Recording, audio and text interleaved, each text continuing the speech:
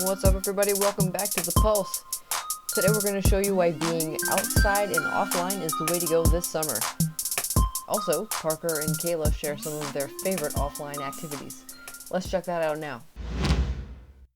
When we go camping in the summer and just get away from all the city and the noise and just like out where it's quiet, there's so much less sensory input, and we just relax and talk to each other as a family. It's really nice. Sometimes we'll bring books or like diamond art or something like that to do, and we'll just sit at the picnic table and read or do our diamond art or color. Sometimes we'll play a board game. But yeah, and just like all of the like noise being gone for like several days is so rejuvenating, and I feel like I need a camping trip right now.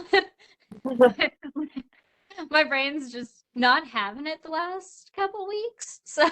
So yeah, I find like once I go on a nice camping trip and I come back, everything feels more doable. Yeah, my head just feels so much more clear, and I'm like, okay, all this stuff that felt like too much, like I can organize it now.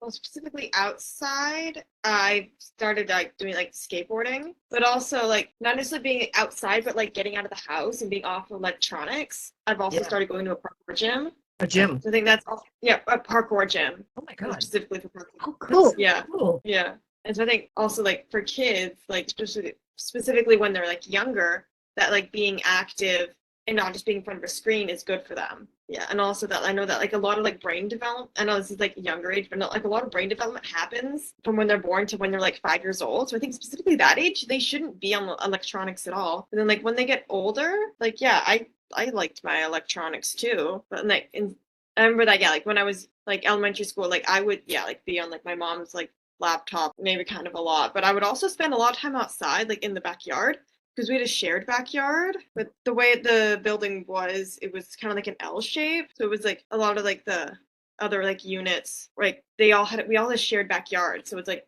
there was a bunch of other kids, and so we'd all just sometimes just hang out outside together. I think that was like a good environment to grow up in. I feel very old when I talk to people my own age also, because like I mean when we were really young, we were on income assistance, so anything we got was like from the secondhand store, so it was like older stuff. We didn't have a lot of electronics around the house either, and like all of these people, like as I got older and like we got off income assistance and stuff and started going to other schools, and they're like, yeah, I grew up playing video games, and I'm like, yeah, we couldn't afford that.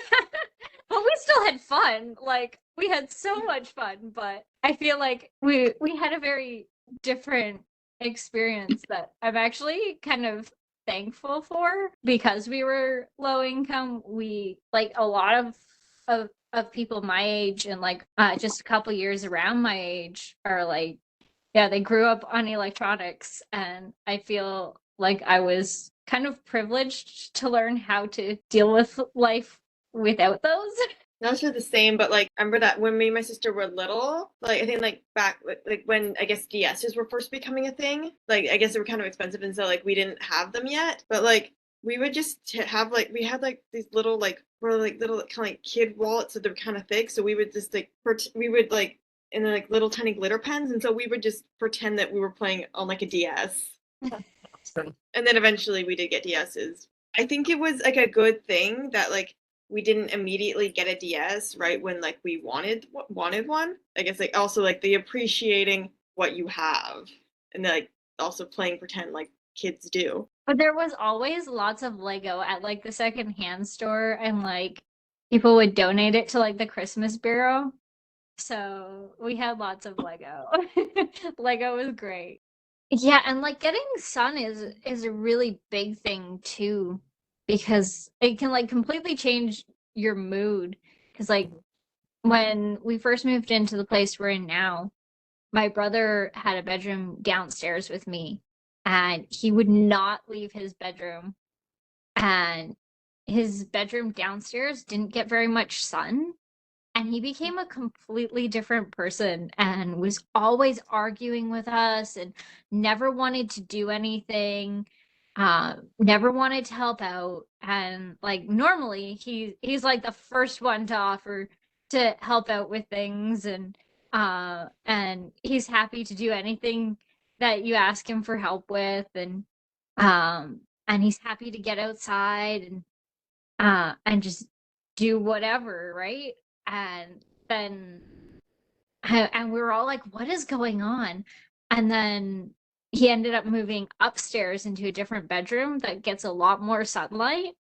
And within like a week and a half, he turned back into his old self.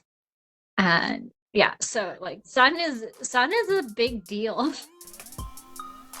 That does it for this week's episode of The Pulse.